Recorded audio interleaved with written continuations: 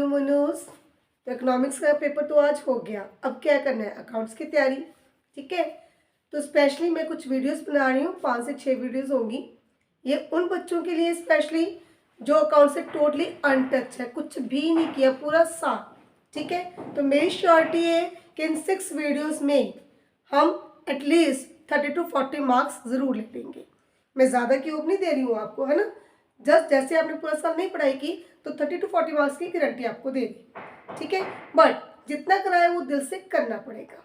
Okay, so starting with the chapter comparative and common size statement. ये पूरे accounts का सबसे इजी चैप्टर है, बहुत इजीली हो जाएगा, ज़्यादा लेबर भी नहीं करनी पड़ेगी। लेकिन इसके लिए पहले आपको ये फॉर्मेट करने होंगे। Okay, this is the format of balance sheet. अब ये कंपनी की बैलेंस शीट है, that is in the vertical format. तो सबसे पहले क्या है? Equity and liabilities. ठीक है, फॉर्मेट एज इट इज याद करना पड़ेगा। Share holders fund, share capital and reserves. तो सबसे पहले हमारे शेयर होल्डर फंड में क्या आ रहा है? शेयर कैपिटल एंड रिजर्व्स आ रही है। ठीक है, share capital and reserves. Then non current liability, जो भी लॉन्ग टाइम 1 साल से ज्यादा वाली लायबिलिटी है ना, तो वो सारी लायबिलिटीज इसके अंडर। डिवेंचर्स हो गए, long term boring, long term provisions. ठीक है, कोई भी लॉन्ग टर्म लोन हो गया। क्लियर? देन इसके बाद करंट लायबिलिटी जो 1 साल के अंदर पे करनी है, तो इसके लिए short term borrowings, creditors, bills payable, bank overdraft, like this. ठीक है, तो मेन याद करो, share holder fund, non current liability and current liability. ठीक है, ये तीनों हो गए। अब एसेट साइड स्टार्ट कर लो। एसेट साइड के मेजर 2 हैं, one is the non current asset, other is the current asset. ठीक है, तो नॉन करंट एसेट में क्या होगा? प्रॉपर्टी, प्लांट एंड इक्विपमेंट, यानी कि tangible assets plus intangible assets. ठीक है, और इसके साथ ही हमारी इन्वेस्टमेंट लॉन्ग टर्म। ठीक है, tangible assets, intangible assets, non current investment. और करंट एसेट बेटा कैश बैलेंस हो गया, बैंक बैलेंस हो गया। ठीक है, करंट इन्वेस्टमेंट्स हो गई, स्टॉक हो गया, डेटर्स, बिल रिसीवेबल, ये सब कुछ। ठीक है, तो ये बैलेंस शीट करने का आपको क्या फायदा होगा? एक क्वेश्चन तो बेटा आएगा कि कोई भी एक टर्म ले लो, जैसे डेटर्स हैं, तो वो किस हेड के अंडर, किस सब हेड के अंडर आएंगे। ठीक है, तो हम इनको बोलते हैं major heads. Like equity and liability is the major head, उसके अंडर आ गया आपका हेड्स। ठीक है, share holder fund, non current liability heads हो गए, और ये हो गए आपके सब हेड। ठीक है, वैसे तो बेटा कैश फ्लो का क्वेश्चन पक्का आएगा ही आएगा। लास्ट क्वेश्चन 34, उसमें 99% आपको बैलेंस शीट गिवन होगी। ठीक है, 1% मैंने इसलिए छोड़ा क्योंकि लास्ट उन्होंने प्रॉपर बैलेंस शीट बनाकर नहीं दी थी। ठीक है, तो बैलेंस शीट आप वहां से भी देख सकते हो इन केस आपको प्रॉब्लम आई, है ना। तो चलो, पहले ये बैलेंस शीट का फॉर्मेट हो गया। ठीक है, एक बार फिर से देख लो। Main share holder fund, non current liability, current liability on the liability side, non current asset on the asset side. ठीक है, in case profit and loss आ गया तो उसका फॉर्मेट क्या होगा? पहले इनकम, बाद में एक्सपेंस, लास्ट में प्रॉफिट। Income, expense, profit. ठीक है, तो इनकम का main source revenue from operations. याद है रेवेन्यू फ्रॉम ऑपरेशंस को क्या बोलते हैं? These are also called net sales. So सबसे पहले revenue from operations, in case कोई और इनकम है, और इनकम कौन सी? Like commission received, dividend received, कुछ भी इनकम, है ना, रेंट रिसीव्ड, इंटरेस्ट रिसीव्ड, तो वो इनकम ऐड कर दोगे अपने सेल्स में। सेल्स और अदर इनकम को ऐड कर टोटल रेवेन्यू आ गया। कुछ भी जो एक्सपेंसेस है, जो भी एक्सपेंसेस गिवन है वो एक्सपेंसेस, देन रेवेन्यू से एक्सपेंस माइनस करोगे, you will get profit before tax. ठीक है, उसमें से टैक्स डिडक्ट कर दो अपना, you will get profit after tax. ठीक है, तो फर्स्ट थिंग जो आपको करनी है, क्या करनी है? इन दोनों का फॉर्मेट लर्न करना है। अच्छा, एक बात और सुन लो, इन केस बेटा expenses are more than income, in that case हमारा लॉस हो गया, है ना, तो प्रॉफिट की जगह लॉस आएगा। अगर लॉस आएगा तो इनकम टैक्स नहीं भेजोगी। ठीक है, तो उसको भरने की जरूरत ही नहीं होगी। क्लियर? इन दैट केस हमारा इनकम टैक्स और प्रॉफिट आफ्टर टैक्स का कॉलम खाली। समझ गई? अब अगर आप इसको ध्यान से कर लेते हो, मान लो 3 मार्क्स में आपका क्वेश्चन आ गया, तो चलो 1-2 मार्क्स तो आपको यहाँ से गेन हो जाएंगे। ठीक है, पहले ध्यान से कर लो सारा, फिर मैं आपको बताऊंगी कि आपके 30+ मार्क्स कैसे आएंगे। ठीक है, अब स्टार्ट करें comparative and common size statement. तो comparative and common size statement में बुक में आपको कहीं से भी अपना फॉर्मेट मिल जाएगा। ओके, बैलेंस शीट और प्रॉफिट एंड लॉस का।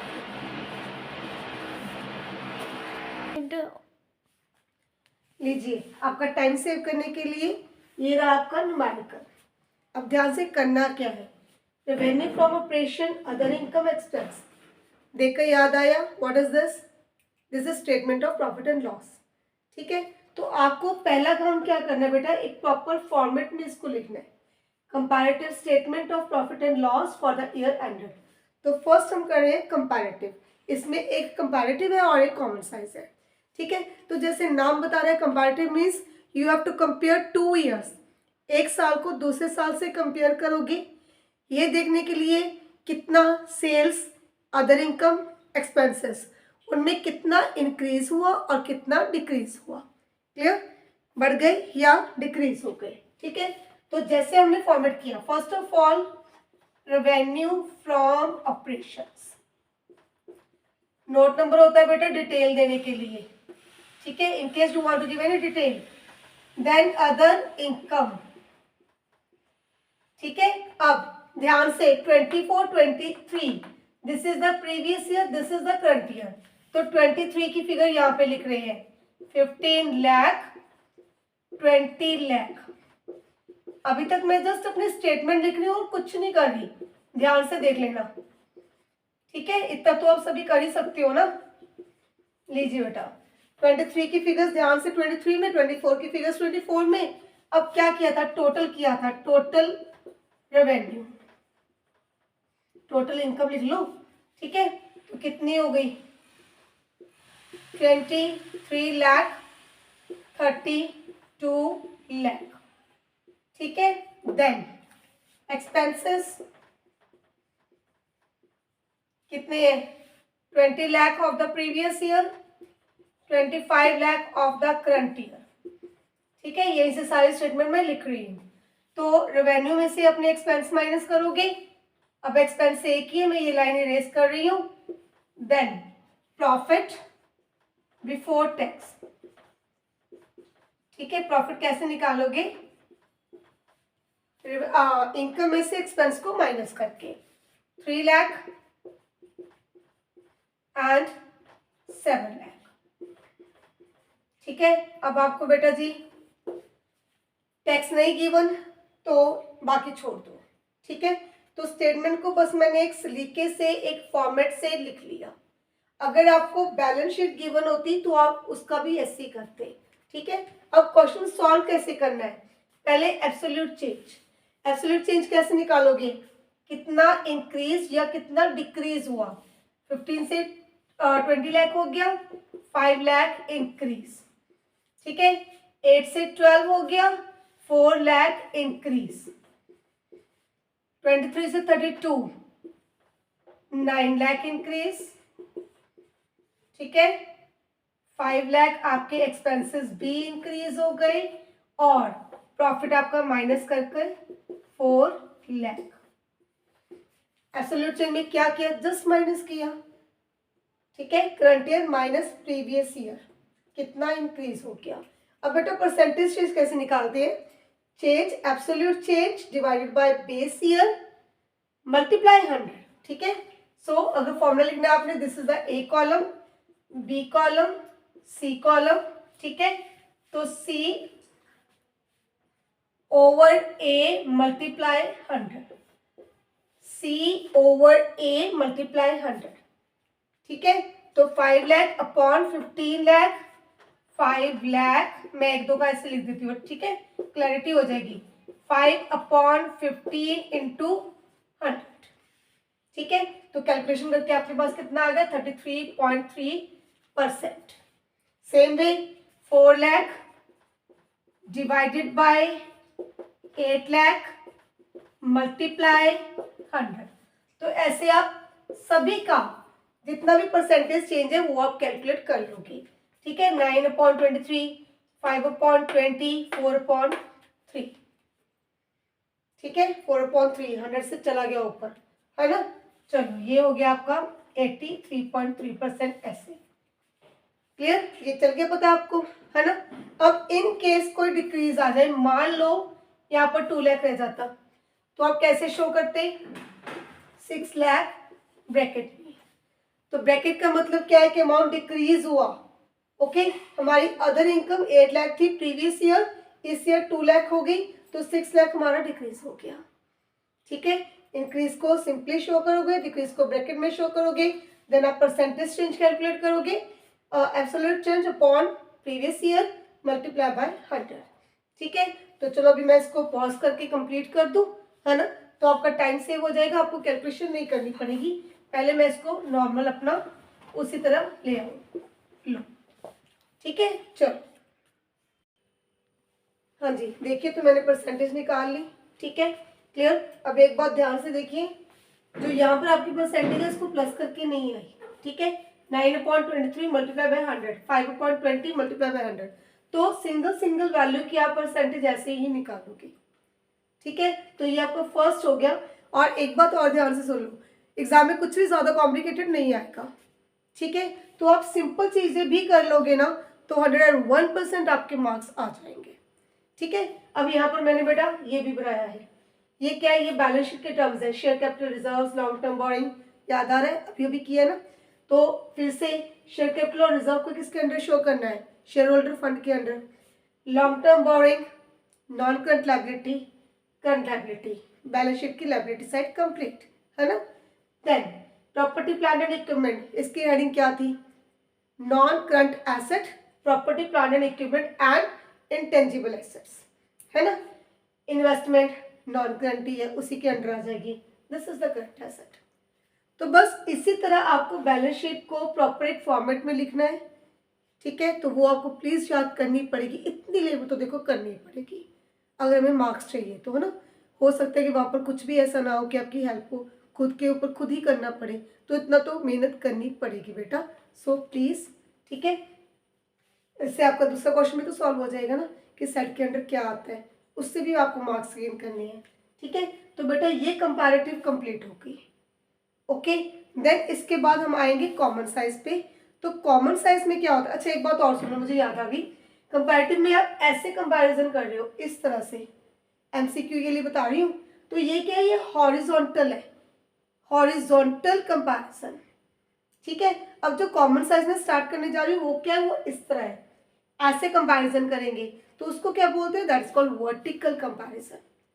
ठीक है, इतना तो याद रख लोगे ना, horizontal comparison, comparative, vertical, common size. ठीक है, तो कॉमन साइज में जैसे नाम बता रहा है, you want a common base. Clear, तो चलो अब फिर से मैं पहले फॉर्मेट बना लूँ, उसके बाद हम करते हैं। लीजिए, अब ये क्या है, ये कॉमन साइज स्टेटमेंट। ठीक है, तो इसमें मोस्ट इंपॉर्टेंट बात, आपको किसी को कॉमन साइज यानी कि कॉमन बेस लेना है। तो जब भी आप बात कर रहे हो statement of profit and loss की, तो वो बेस कौन सा होगा, रेवेन्यू फ्रॉम ऑपरेशंस। इसको ध्यान में रख लो, revenue from operations will be your base, so this will be taken equal to 100, 7,50,000 और 10 लाख, इसको मैंने 100 के इक्वल ले लिया। अब जैसे आप मार्क्स के परसेंटेज निकालते हो, ऐसे ही आप क्या करोगे, इसके परसेंटेज निकालोगे, यहां से लेके बेटा जी सभी टर्म्स की।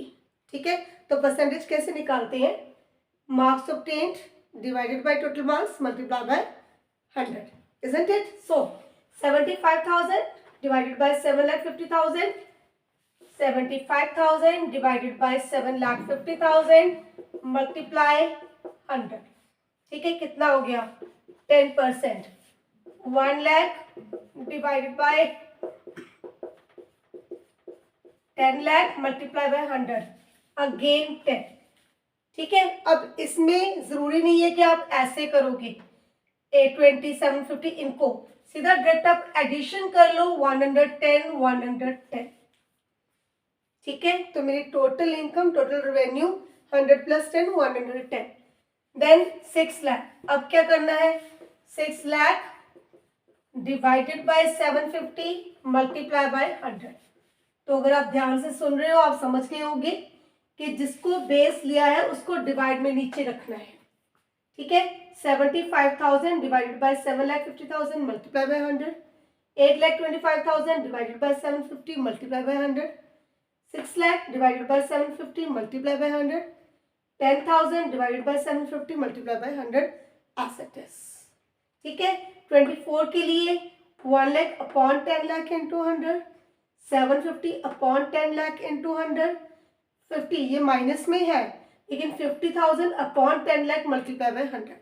तो मैंने आपका टाइम सेव करने के लिए ये परसेंटेज ऑलरेडी निकाल के यहाँ पर लिख ली।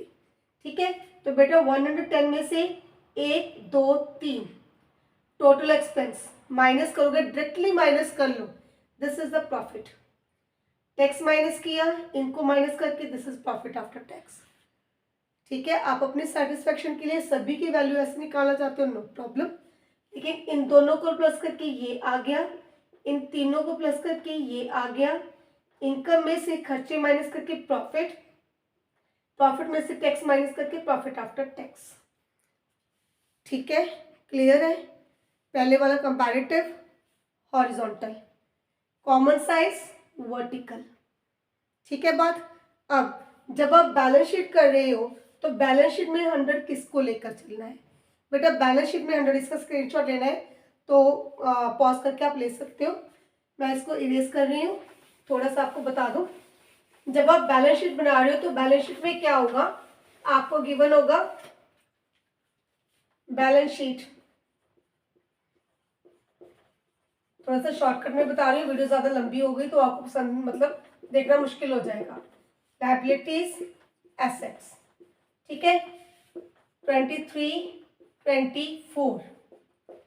तो बेटा एक तो लायबिलिटी साइड का टोटल होगा, सेम एक एसेट साइड का टोटल होगा। ठीक है, फॉर 23 एंड 24। तो इन चारों के एडिशन को you will take equal to 100। जो भी अमाउंट गिवन हुआ, जो भी गिवन हुआ, ठीक है, तो आप 100 100 100 और 100 लेके चलोगे। ठीक है, तो फिर से वही है ना, क्या करना है, मान लो मैं इमेजिनरी फिगर्स लिख लूं, 2 लाख 3 लाख 1 लाख, मैंने रैंडमली वैसे ही लिख लिया, ओके, 4 लाख। तो इन सबका टोटल कितना हो गया, 10 लाख। आप 10 लाख को इक्वल टू 100 लेके चलोगे। ठीक है, फिर क्या करोगे, 2 lakh divided bye 10 lakh multiply by 100, 3 lakh divided bye 10 lakh again multiply 100, 1 lakh upon 10 lakh multiply 100, 4 lakh upon 10 lakh multiply by 100।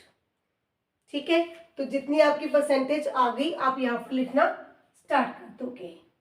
ठीक है, तो परसेंटेज आपकी आएगी इधर 20%, 30%, 10%, 40% इक्वल टू 100। ठीक है, तो कॉमन बेस में बस इतना सा काम करना है। ठीक है, इक्वल टू 100 लेके चलना है, उधर रेवेन्यू फ्रॉम ऑपरेशंस को, इधर total of liabilities, total of assets of both the years. ठीक है, तो थ्योरेटिकली जो पॉइंट बताया, एक क्या, दिस इज वर्टिकल, वो हॉरिजॉन्टल। एक बेटा और छोटा सा क्वेश्चन है, वो क्या है, इंटर फर्म कंपैरिजन और इंट्रा फर्म कंपैरिजन। तो इंटर और इंट्रा में डिफरेंस कहाँ पर है? आप सुनते होंगे इंटर स्कूल कंपटीशन, तो दो स्कूल्स का competition. Same inter firm is a comparison between two firms and intra firm one firm comparison of 2 or more than 2 years। तो एक ही फर्म का दो या दो से ज्यादा सालों का कंपैरिजन कर रहे हो, दैट इज इंटर फर्म। लेकिन अगर एक फर्म को दूसरी फर्म से कंपेयर कर रहे हो, दैट इज इंटर फर्म। ठीक है, तो आज आपको क्या करना है, पहले ज्यादा से ज्यादा 1.5 से 2 घंटा आप इस चैप्टर को करोगे, ये चैप्टर आपका ओके हो जाएगा। ठीक है, तो नेक्स्ट वीडियो में हम कुछ नेक्स्ट करेंगे जो इजीली आपको लर्न हो जाए। Good day.